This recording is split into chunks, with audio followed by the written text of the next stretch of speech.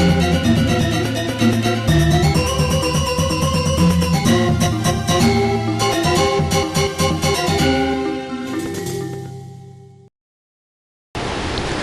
Swastiastu, pemirsa Bali TV, kembali saya Nyoman Winata, redaktur pelaksana harian Bali Pos, menjumpai Anda, dan tentu seperti biasa dalam Bali Pos Talk. Kali ini saya akan mewawancarai Bapak Ray Misnu. Beliau adalah pengamat politik dan juga akademisi, seorang dosen. Kita bicara tentang bagaimana generasi muda Bali pandangannya terhadap politik, kemudian keterlibatannya dalam dunia politik. Karena ini masih dalam rangkaian HUT Bali Pos yang ke-74, merawat generasi kita, melihat perspektif generasi muda Bali terhadap kehidupan politik di Bali ini khususnya. Kita sapa dulu narasumber kita, Pak Ray Misnu. Om Swastiastu. Om Swastiastu. Gimana kabarnya? Pak Ray sehat ya? Sehat, itu modal utama kita sehat. Yang penting kan sehat. Kalau Pak Ray ini selalu semangat dan sehat ya. Pada kalau kita bicara tentang generasi muda Bali ya dalam berpolitik, melihat kekinian, atau kita flashback dulu kemudian melihat kekinian dan masa depan, ini seperti apa generasi muda Bali kita? Apakah apatis, tambah aktif, atau seperti apa? Ya, terima kasih.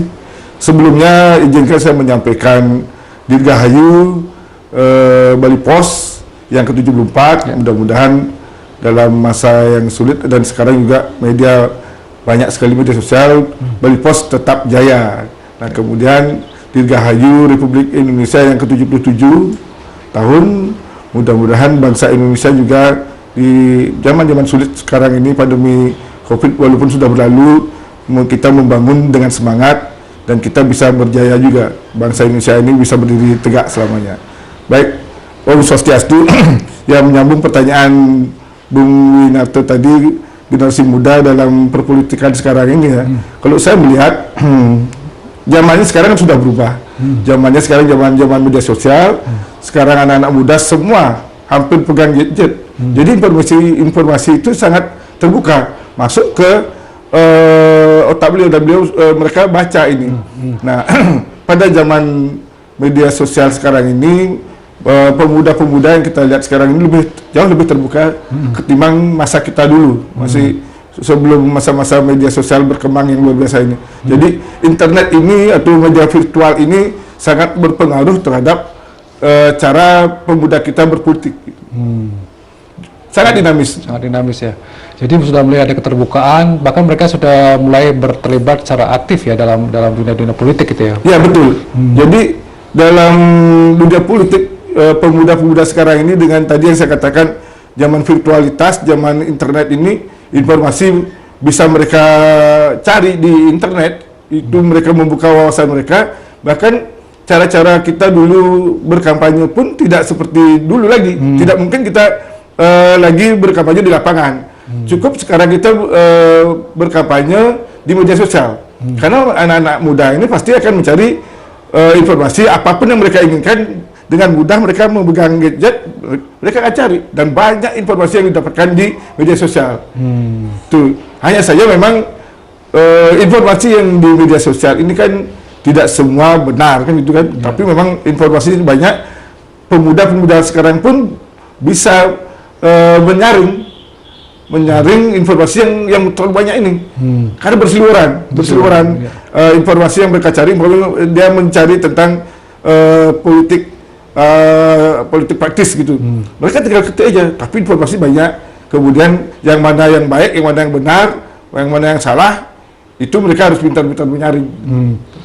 Berarti ada kemajuan, ada hubungan yang signifikan antara kemajuan teknologi kita hari ini dengan ada gadget, dengan ada HP, dengan ada media sosial ini terhadap minat mereka terhadap dunia politik gitu ya mungkin. Betul. Dan itu pengalaman saya juga di kampus, ya, ketika kita mengajar pun apa materi yang kita bahas, dia sudah tahu lebih dulu, lebih paham sebenarnya. Makanya saya, kalau Pak Ray kan mengajar tentang politik ya, saya mengajar sistem politik Indonesia, gitu kan, di kampus. Nah, materi yang kita akan ajarkan itu sudah kita sampaikan sebelumnya. Dia cari itu, dia cari di gadget. Kita mengajar dan menyampaikan itu, mereka paham. Nah, itu terlihat juga ketika diskusi-diskusi di kampus. Setiap pertemuan itu pasti diskusi. Itu diskusi yang dilakukan di kelompok, yang dilakukan di kelas itu sangat luar biasa mahasiswa-mahasiswa sekarang ini. Ketimbang zaman ya anggaplah 2004 dulu saya mengajar tidak seperti sekarang ini, mahasiswa ini sudah luar biasa itu. Jadi artinya bahwa mereka melek politik gitu ya, melek situasi kondisi. Yeah. Tapi kalau kita bicara tentang politik praktis katakanlah begitu, ini kan kaitannya dengan mungkin keterlibatan anak muda dalam partai politik, dalam aktivitas-aktivitas kepemiluan misalnya. Gimana Pak Ray melihatnya saat ini gitu ya? Apakah ada perubahan yang cukup signifikan? Ada. Di anak-anak muda sekarang sangat kreatif ya. Katakanlah sekarang ini sudah mulai masuk zaman politik. Mereka banyak terlibat satu di penyelenggaraan sekarang sudah dan kemudian di politik praktis kalaupun mereka tidak tertarik politik praktis, tapi mereka bisa berkomentar di media sosial. Ya, komentar mereka bagus-bagus di media sosial ini. Jadi anak muda sekarang ini dengan membaca internet begitu, informasi yang mereka dapatkan itu mereka sampaikan dan menarik. Anak-anak muda sekarang menarik sekali dan terus terang aja kalau saya sih banyak belajar dari mereka. Termasuk tadi jadi dosen saya belajar dari mahasiswa, bukan kita memberi, tapi mahasiswa juga memberi. Yang paling kita hanya tugas kita yang mengarahkan mereka, menjadikan mereka ini biar lebih fokus itu aja. Ya. So, kalau kita lihat di kepengurusan misalnya partai politik dan lain sebagainya, calon anggota dewan, misalnya DPRD, apakah kalau kita dulu kan menganggapnya bahwa menjadi anggota dewan, menjadi pengurus partai politik itu biasanya kan orang-orang yang sudah tua lah gitulah, jadi sudah mapan dan tapi bagaimana Pak Ray melihat generasi muda kita dalam keterlibatan praktisnya di dunia politik yang partai politik itu tadi? Ya, kalau kita ngomong politik praktis ini kan lumayan keras ya. Kita bicara politik praktis ini tidak lepas dari peran partai politik. Dan di sinilah sebetulnya partai politik yang mampu melakukan rekrutmen terhadap generasi muda, dia akan maju. Tapi banyak juga sebetulnya partai politik yang tradisional. Terbukti ya, kita lihat di DPR dimanapun didominasi incumbent yang sampai 4-5 kali. Ya, sudah tua-tua gitu. Ya, ini regenerasinya yang tidak dilakukan di partai politik, tetapi tidak semua. Hanya saja saya tetap berkeyakinan partai politik yang modern ini adalah partai politik yang mampu melakukan rekrutmen politik yang baik secara berkala kan. Kemudian dia memberi pendidikan politik kepada kader-kader, setelah dia merekrut dia memberikan pendidikan politik. Kemudian baru merebut jabatan politik. Sementara yang sekarang yang bikin menghambat kan hanya partai politik berpikir di 5 tahun sekali merebut jabatan politik kan, rekrutmennya yang tidak dilakukan dengan berkala, kemudian tidak diberikan pendidikan politik yang baik kepada kader-kadernya yang akan diadu dalam 5 tahun, baik eksekutif maupun di legislatif. Kan jarang eksekutif maupun legislatif ini memiliki kualifikasi dan kompetensi. Seharusnya itu fungsi partai. Nah, tadi sebetulnya dengan perubahan zaman sekarang ini internet sudah terbuka, partai politik harus melakukan rekrutmen politik, memberi pendidikan politik kepada kader-kader yang baru, kemudian merebut jabatan politik, sehingga kaderisasinya tidak terhambat seperti sekarang ini. Tapi saya yakin ke depan ini 2024 ini akan terjadi perubahan yang luar biasa, karena pengalaman dari 2019 kemarin berkembang terus. 2019 kemarin partai-partai yang memiliki kader-kader muda itu mampu eksis di daerah-daerah perkotaan atau metropolitan. Kita lihat di Denpasar, kemudian Surabaya, Medan, Jakarta, Bandung. Ini semua banyak sekali partai-partai yang baru kemarin berdiri sudah mampu menyalip partai yang lain. Artinya mereka sudah mulai eksis. Karena apa? Itu tadi rekrutmen terhadap rekrutmen politiknya bagus. Tinggal memberi pendidikan politik sebenarnya. Pendidikan politik, kemudian baru merebut jabatan politik yang 5 tahun itu. Ya, dan ada dan di sana melibatkan generasi muda ya untuk terlibat dalam partai politik yang bersangkutan. Kalau kita kembali ke konteksnya Bali gitu ya. Bali ini kan kental dengan tradisinya, katakanlah begitu. Walaupun kita juga punya masa lalu yang kelam tentang dunia politik di Bali. Nah, apakah kemudian generasi muda Bali utamanya, apakah mereka masih bisa dikatakan apatis dengan dunia politik, ataukah memang sudah mulai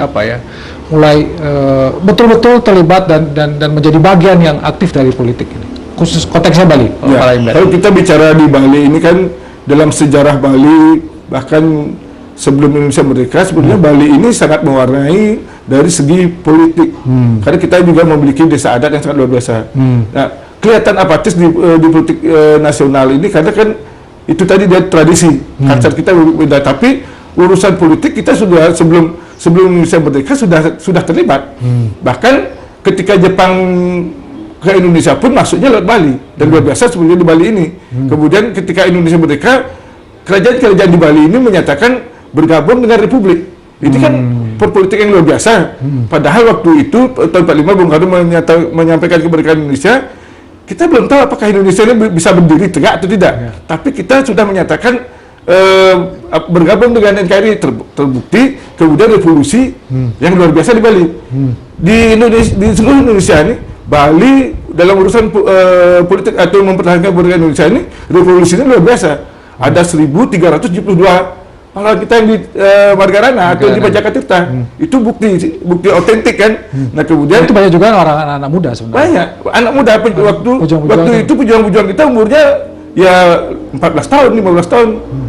Bahkan Pak Ngurah Rai waktu itu umur beliau masih 27 tahun. Luar biasa kan? Ketimbang sekarang Pak Ngurah Rai umur 27 tahun sudah menjadi penggerak revolusi di Bali. Itu sangat luar biasa. Kita berbicara pemuda, sebetulnya luar biasa. Nah kemudian setelah itu apa terjadi G13 PKI, Bali juga luar biasa keterlibatannya. Ya killing field itu di Bali kan luar biasa tinggi. Surabaya dan Medan. Daerah lain belum tentu. Revolusi juga tadi saya katakan luar biasa. Reformasi terakhir kita ya, zaman kita reformasi, kita juga pelaku reformasi. Bali terlibat. Aktif ya. Aktif ketimbang provinsi yang lain. Kata kalau Jakarta, Surabaya, kemudian Makassar. Kayak kota besar kita Bali ini pulau kecil, tapi setiap pergerakan nasional kita selalu terlibat. Hanya saja ketika politik praktisnya, nah ini kembali ke kultur kita. Orang Bali kan pakai istilahnya ada jelek juga, dan ada nawak bisa. Tidak pernah mau merebut sesuatu itu dengan apa sih, mengedepankan egonya, mengedepankan kepentingan pribadinya. Depan anak yang ngadani. Dia orang yang menilai gitu. Tapi urusan berjuang kolektif, Bali luar biasa. Makanya dari tadi saya cerita dari zaman kerajaan ada puputan itu kan luar biasa.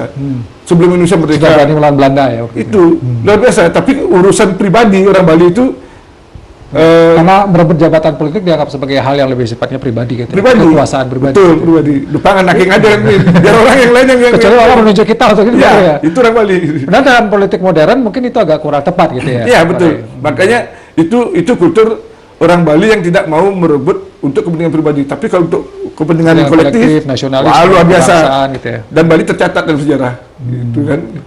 Tapi kalau begitu misalnya sebagai closing statement juga dari Pak Rai, what next? Bagaimana kita ke depan generasi muda Bali ini, karena bagaimanapun juga kita kan sudah dihadapkan dengan politik praktis, demokrasi, elektoral dan segala macam ini. Bagaimana kita melihat dan harapan Pak Rai kepada generasi muda Bali, apa yang mesti dilakukan dan juga kepada partai-partai politik di Bali agar kita juga bisa, generasi muda ini katakanlah melek politik, kemudian aktif terlibat dalam politik dan tidak malu-malu ya dalam politik. Silakan. Betul. Ya. Saya kalau generasi muda Bali ini dengan budaya kita, dengan nawak bisa ini ada bagus ada jelek, tapi tetap harus kita pertahankan dengan nawak bisa. Kenapa? Agar tidak kita jumawa. Hanya saja kita sekarang generasi muda di Bali ini, kalau kita memiliki kemampuan, mari kita tunjukkan, dan ini kita harus rebut. Jabatan-jabatan politik ini harus kita rebut. Saya sangat yakin orang Bali sangat mampu dalam hal ini, pemuda Bali apalagi sekarang. Mudah-mudahan dengan medsos yang sudah berkembang luar biasa, itu juga akan merubah cara pandang pemuda Bali, karena politik praktis ini memang harus kita rebut. Jangan hanya berebut di wilayah-wilayah kolektif. Kolektif sudah pasti. Bali luar biasa memiliki jiwa kolektif kolegialnya ini. Nah, untuk kepentingan pribadi seperti tadi jabatan politis, marilah kita tunjukkan kemampuan kita dengan tadi yang menunjukkan tidak sekadar merebut, tunjukkan kemampuan kita dan pengabdian kita kepada masyarakat. Kalau kita sudah mengabdi, pemuda-pemuda Bali yang sudah luar biasa ini mampu menunjukkan dirinya pengabdian kepada masyarakat, pasti luar biasa. Contoh sekarang ini, pemerintah kita sedang atau kita di Bali ini bermasalah, dan pasar terutama bermasalah tentang sampah. Dan banyak anak muda sekarang kan sudah mulai mengolah sampah sendiri, membuat kompos sendiri. Itu tunjukkan, kemudian itu diekspos. Saya yakin pemuda Bali akan menjadi luar biasa. Dan banyak lagi kesempatan untuk bisa menunjukkan diri sehingga bisa dinilai masyarakat. Dengan ada nawak bisa juga kena, kemudian kita rebut juga posisi itu. nggak masalah. Baik, terima kasih Pak Ray atas pencerahannya dan bagaimana penggambaran ya tentang perpolitikan, terutama generasi muda di Bali yang kalau kita lihat sejarahnya juga cukup luar biasa gitu ya. Sekarang bagaimana kita mengimplementasikannya dalam politik modern. Keterlibatan anak-anak muda ini sangat penting, merawat generasi muda ini agar melek politik itu juga menjadi tanggung jawab kita bersama, sehingga perannya lebih besar lagi, tidak hanya menjadi penggembira saja ya Pak, tapi menjadi garda terdepan dalam dunia politik praktis juga, sehingga mampu duduk di katakanlah kursi dewan, bahkan di eksekutif, sehingga ini menjadi tenaga yang luar biasa untuk kemajuan Bali ke depannya. Demikian Bali Post Talk kali ini, saya ucapkan terima kasih atas perhatian Anda. Saya tutup dengan Pramu Santi. Om Santi, Santi, Santi. Terima kasih, sampai jumpa.